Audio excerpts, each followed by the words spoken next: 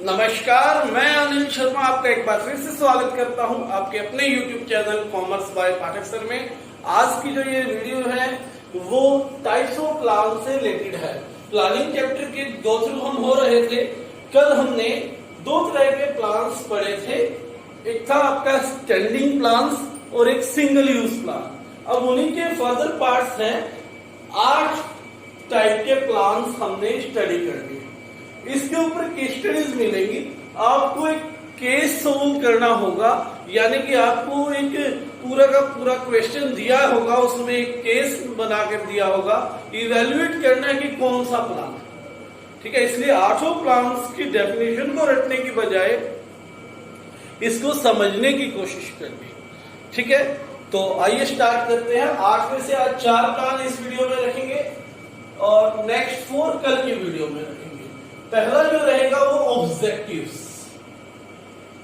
Objectives कई बार हमारे सामने ये वर्ड आ चुका है।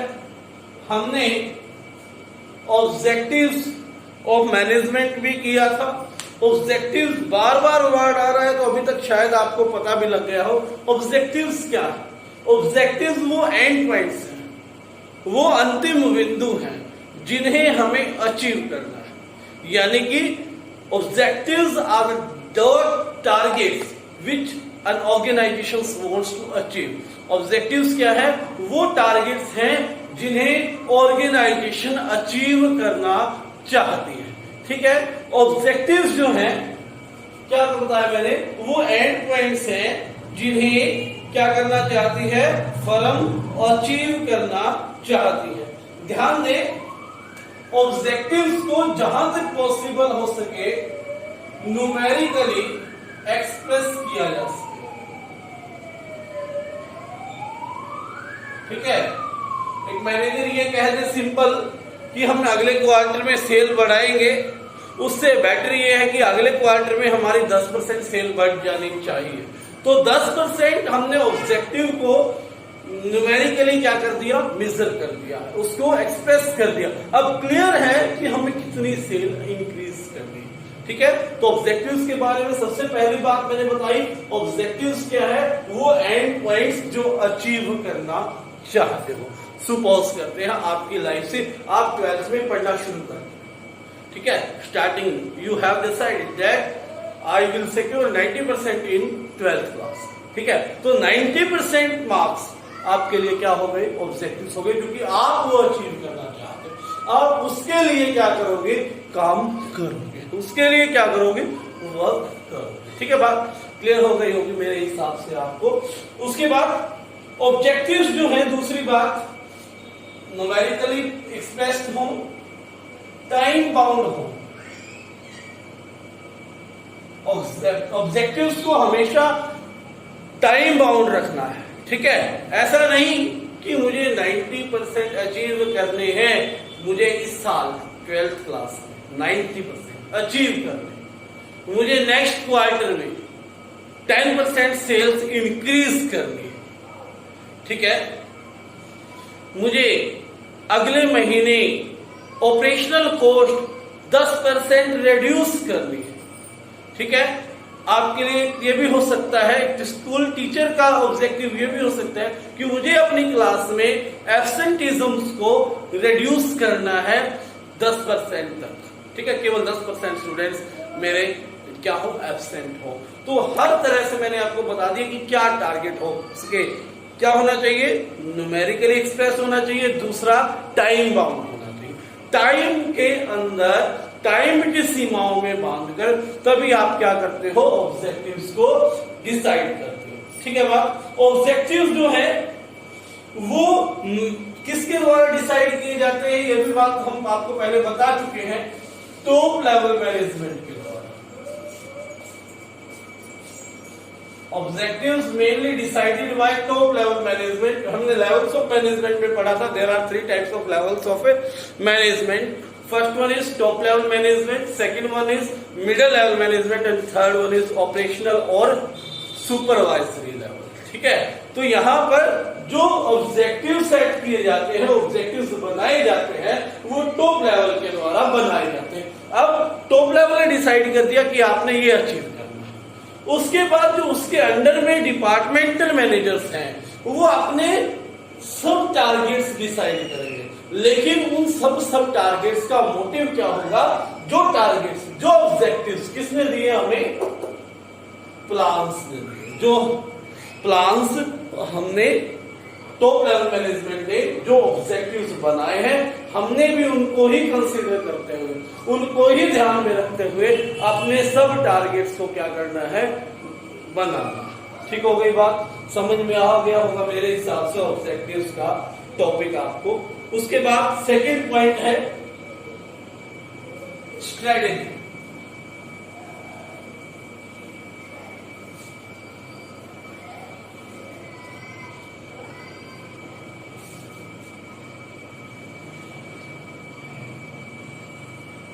स्ट्रेटजी, इसको हिंदी में मैं आपको बता देता हूं, रणनीति, हिंदी वर्ड इसके लिए। ठीक है, वैसे तो ये क्या है? रण क्या होता है? युद्ध, युद्ध की पॉलिसी, युद्ध की नीति। ठीक है, लेकिन युद्ध थोड़ी ना लड़ रहे हैं हम, ये मैनेजमेंट में प्लानिंग की बात कर रहे हैं। देखिए, एक चीज हमने पढ़ी थी लास्ट चैप्टर में, बिजनेस एनवायरनमेंट। इसके बारे में हमने पढ़ा कि यह डायनामिक है, कॉम्प्लेक्स है, ठीक है, यानी कि बार बार चेंज होता रहता है और एक दूसरे में उलझा हुआ है। ठीक है, और हमारी सारी की सारी प्लानिंग एनवायरनमेंट में होने वाले चेंज को प्रेडिक्शन को लेकर होती है। ठीक है, एनवायरनमेंट में कैसे चेंज आएंगे, जितने एक्यूरेटली हम उसको प्रेडिक्ट कर सकते हैं उतना एक्यूरेटली हमारी प्लानिंग चल सकती है। ठीक है, यानी कि एनवायरनमेंट को जब आप कंसीडर करते हो, उनको कंसीडर करके एक कंप्रीहेंसिव प्लान बनाना, ताकि आप अपनी ऑर्गेनाइजेशन के ऑब्जेक्टिव्स को अचीव कर सको। तो वो क्या है? आपकी स्ट्रेटेजी। ठीक है बात, वो क्या हो जाएगी? आपकी स्ट्रेटेजी है। मैंने आपको कहा कि आपका टारगेट, आपका ऑब्जेक्टिव हो सकता है that you have to secure 90% marks. ये आपका ऑब्जेक्टिव इन 12th क्लास। ये आपने ऑब्जेक्टिव बनाया था मार्च में, जैसे ही आपने 11th के पेपर दिए। हुआ क्या? आपको पता लगा कि कोरोना वायरस की वजह से स्कूल बंद हो गए 3 महीने। That is environmental change. ठीक है ना? अब 90% को या तो रिड्यूस करो, या उस एनवायरमेंट को समझते हुए,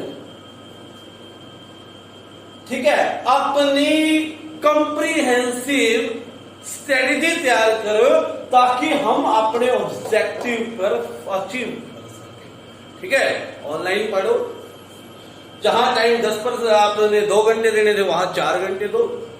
टीचर्स के साथ कांटेक्ट बना के रखो, उन्हें बार बार क्वेश्चनिंग करें।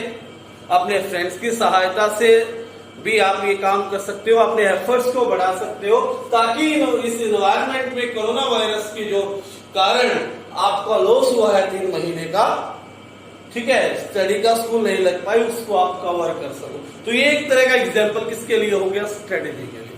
यानी कि एक कॉम्प्रिहेंसिव प्लान तैयार करना आफ्टर कंसीडरिंग बिजनेस एनवायरनमेंट।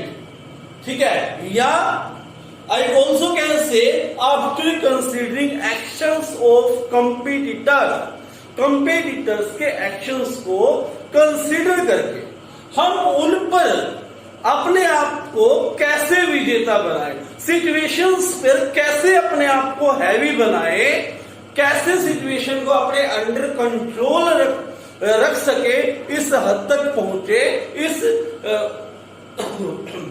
इसके दौरान हम किस तरह से अपने काम को, अपने ऑब्जेक्टिव्स को सफर ना हो जारी रख सके, पॉलिसी तैयार कर सके, प्लान तैयार कर सके। वही क्या जो आपने बनाया है उसे क्या बोलेंगे? स्ट्रेटेजी बोलेंगे। ठीक है, बात समझ में आ गई होगी मेरे हिसाब से। ठीक है, टॉप लेवल मैनेजमेंट जो बनाता है प्लान वो ऑब्जेक्टिव। उसके बाद उस प्लान के अकॉर्डिंग वो रिसोर्सेज को भी एलोकेट करता है ताकि आप उस प्लान को अचीव कर सके। आपको रिसोर्सेज एलोकेट किए जाते हैं एनवायरमेंट को कंसीडर करके। जब एनवायरमेंट को कंसीडर करके रिसोर्सेज एलोकेट किए जा रहे हैं तो एक्चुअल में वहां पर क्या हो गया, वो भी आपकी स्ट्रेटेजी हो जाएगी, उसे भी आप क्या कहेंगे, रणनीति कहेंगे। ठीक है, बात क्लियर हो गई। स्ट्रेटेजी हमें ये भी बताता है कि फ्यूचर में जो डिसीजन लेने वाले हैं हम, वो ऑर्गेनाइजेशन के डायरेक्शन किस तरफ रहेगा।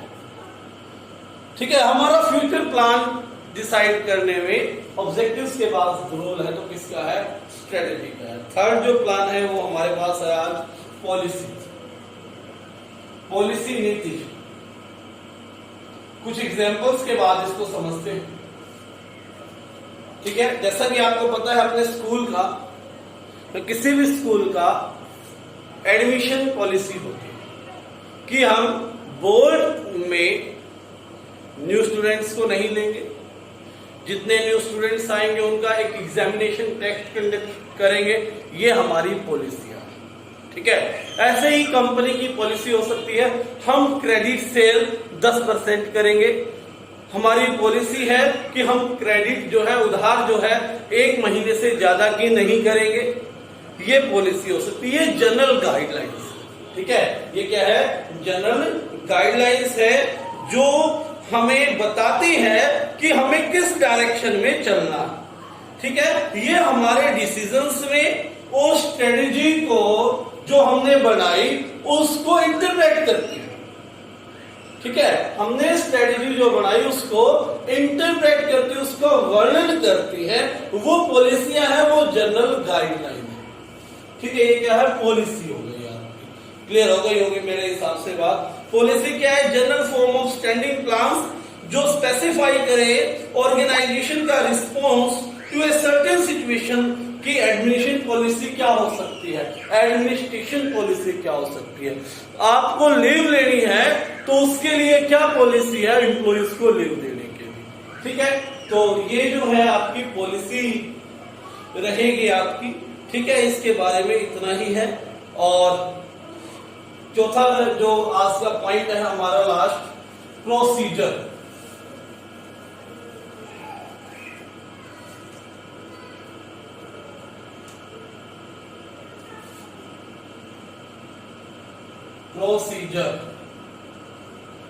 प्रोसीजर क्या होता है, प्रोसीजर क्या है, जो स्टेप्स, रूटीन स्टेप्स आप उठाते हैं किसी काम को परफॉर्म करने के लिए क्रोनोलॉजिकल ऑर्डर में। ठीक है, एक्चुअल में ये होता है कि किस मैनर से, किस सीक्वेंस से काम पूरा किया जाएगा, किसी वर्क को किस सीक्वेंस से पूरा किया जाएगा। ये जो चीज आपको बताती है, जो सीक्वेंस बताता है, जो ऑर्डर बताता है, जो क्रोनोलॉजिकल ऑर्डर बताता है, वो क्या है, प्रोसीजर है। वो क्या है आपका, प्रोसीजर। ठीक है, ये स्टेप्स बताएगा कि आपने किस स्टेप, कौन कौन से स्टेप से होते हुए किसी काम को करना। ठीक है, जैसे एडमिशन पॉलिसी है, टेस्ट कंडक्ट करेंगे। एडमिशन प्रोसीजर क्या है, take a form, admission form लीजिए, go for test, test evolution, selection, interview, then submit fee, go to class. ये आपके स्कूल का एडमिशन फॉर्म हो सकता है, एडमिशन प्रोसीजर हो सकता है, स्टेप बाय स्टेप। ऐसे ही रिक्रूटमेंट प्रोसीजर हो सकता है। भाई हमने जो नया बंदा रखना है उसका पहले एक इंट्रोडक्टरी इंटरव्यू होगा, फिर टेस्ट होगा, फिर फाइनल इंटरव्यू होगा, उसके बाद मेडिकल टेस्ट होगा। ये क्या हो गया, रिक्रूटमेंट प्रोसीजर हो गया। तो प्रोसीजर भी क्या है आपका, एक तरह का प्लान है। आज हमने 4 प्लान्स पढ़े, चारों प्लान्स आपने याद कर लेने हैं। ठीक है, आज का इतना ही। 4 और प्लान्स हैं जो कल वाली वीडियो में रहेगा। तो एक और बात, प्रोसीजर और पॉलिसी इंटरलिंक्ड होते हैं। ठीक है, प्रोसीजर और पॉलिसी क्या होते हैं, इंटरलिंक्ड होते हैं। ये रह गया था प्लान कैसे होते हैं, ये मैं बता दूं कि प्रोसीजर क्या है, वो स्टेप्स है जिसके द्वारा हमने किसी काम को पूरा करना है।